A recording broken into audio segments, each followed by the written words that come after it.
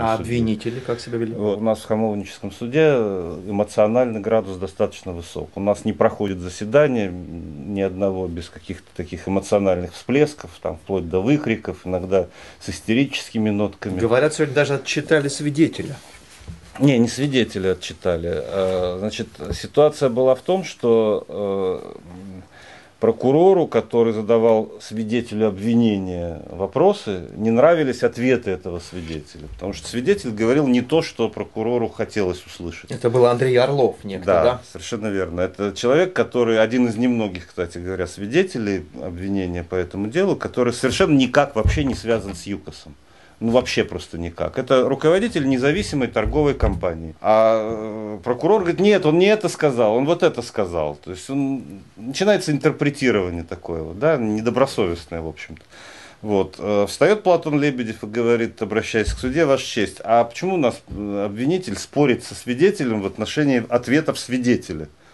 Вот. И что мы услышали в ответ? В ответ мы услышали от прокурора Лаксин, так это же наш свидетель.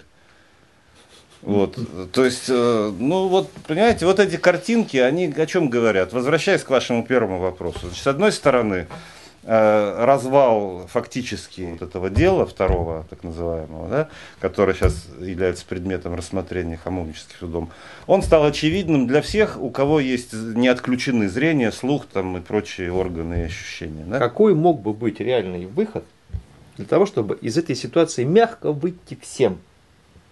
И власти, и ну, всем тем, кто так или иначе был вплетен вот в эту историю. А знаете, мне кажется, не получится. Мы сказали, когда появилось вот это вот дело, пришло в суд в Хамовнический, новое, второе, мы сказали, обращаясь к судье, и не только к судье, потому что сказано это было публично, остановите, пожалуйста, этот позор, это будет позор для страны. Оснований выше головы для того, чтобы выкинуть его обратно, это дело, вместе с теми, кто его принес, и не позориться. Не сделали. Втянулись, вот он теперь позор. Верховный суд не мог рекомендовать, я не знаю, каким-то нижестоящим судебным инстанциям освободить? Он мог это сделать даже сам. Почему не сделано? Почему не сделано? Адрес Верховного суда, улица Поварская, там есть пресс-служба, есть председатель. Вы думаете, со мной поговорят? Да? Попробуйте. У них телефон не работает. До них не могут дозвониться, помните? Вот. Это А почему даже частный заместитель генерального прокурора России Виктор Гринь, который там выступал, он ставил вопрос о том, что должно быть вынесено частное постановление в отношении всех должностных лиц, причастных к этим нарушениям. Не вынесено.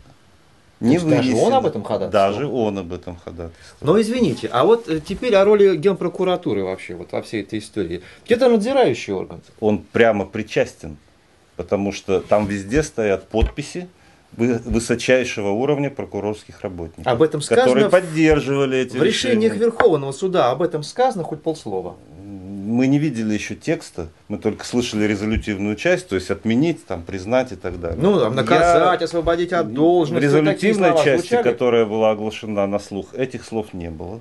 Еще раз повторяю, что частного постановления именно по этим вопросам не вынесено, поэтому полагаю, что, смотрите, наверное, это осталось за рамками. В данном случае новым обстоятельством является само по себе решение Европейского суда по правам человека, потому что оно является обязывающим для любого государства, члена этой Европейской посмотрите, конвенции. Следующая жалоба, вторая, и Лебедева, и Ходорковского, она посвящена уже лишению права на справедливый суд. Статья 6 Европейской конвенции, то есть приговора Мещанского суда, вот того, о котором мы поговорили.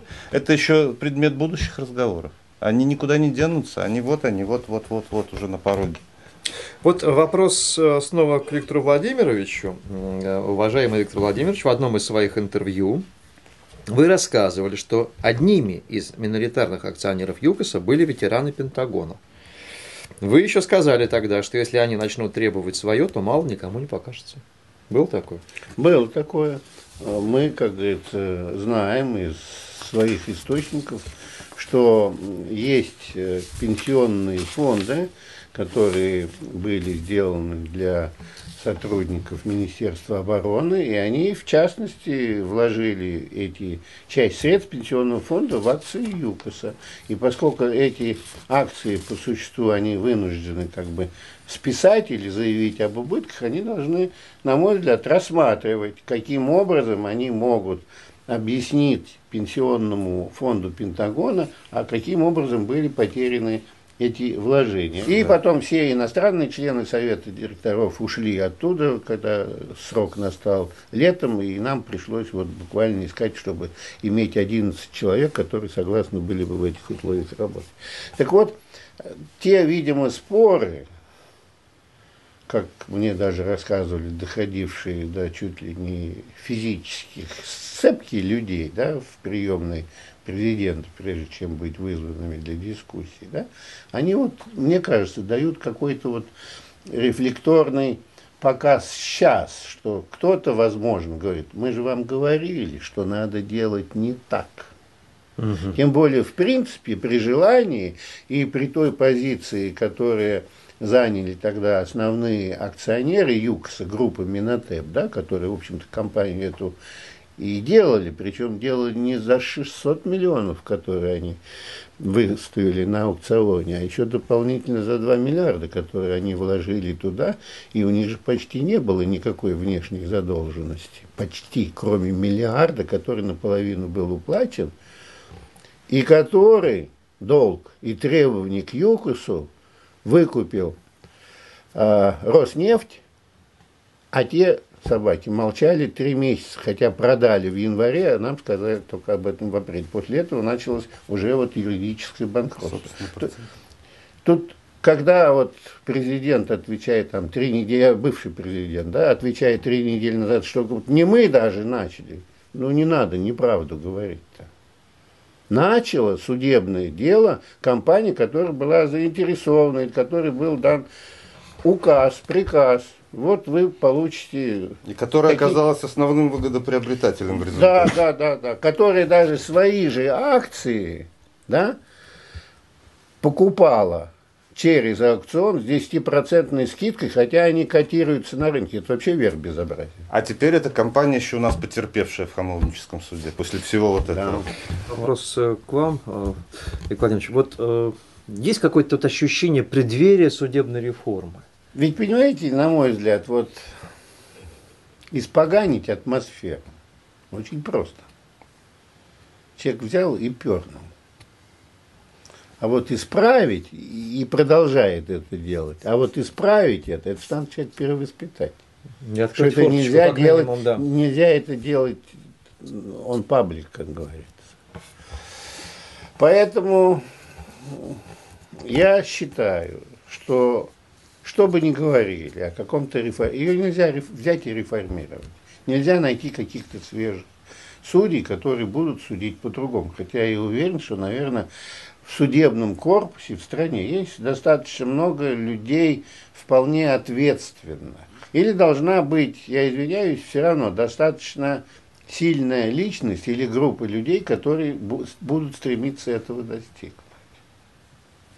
Но у нас все, вот, на мой взгляд, связано, перевязано, что очень просто выход из этой ситуации не найти, даже при всем желании и том юридическом образовании, которое есть у некоторых наших высших чиновников. А не получилось так, что вообще вот с возникновением дела ЮКОСа мы получили новую плеяду, новое поколение правоведов? Я бы не обижал только слово правовед, потому что это у меня в дипломе написано. Простите, благородие. Вот. Ничего личного, да. А вот плеяду правоприменителей, которые позорят страну, там, о себе, о них самих я уже даже не говорю, да, их, может быть, это не заботит, а страну позорят и ломают судьбы человеческие, и ломают собственность, а то еще и по карманам, извиняюсь, тырят, да. Вот это, несомненно, факт. Да, я бы даже сказал, экономическое развитие. Да, действительно, мы тоже привыкли к нашим реалиям и, в общем, тоже можем шутить на самые разные правовые темы. Уже, не знаю, к сожалению, к радости, но в известной степени мы становимся специалистами. Теперь мы имеем свой взгляд на самые интересные судебные перипетии, которых сейчас немало. Вы смотрели программу «Процесс. Итоги». До свидания. Спасибо.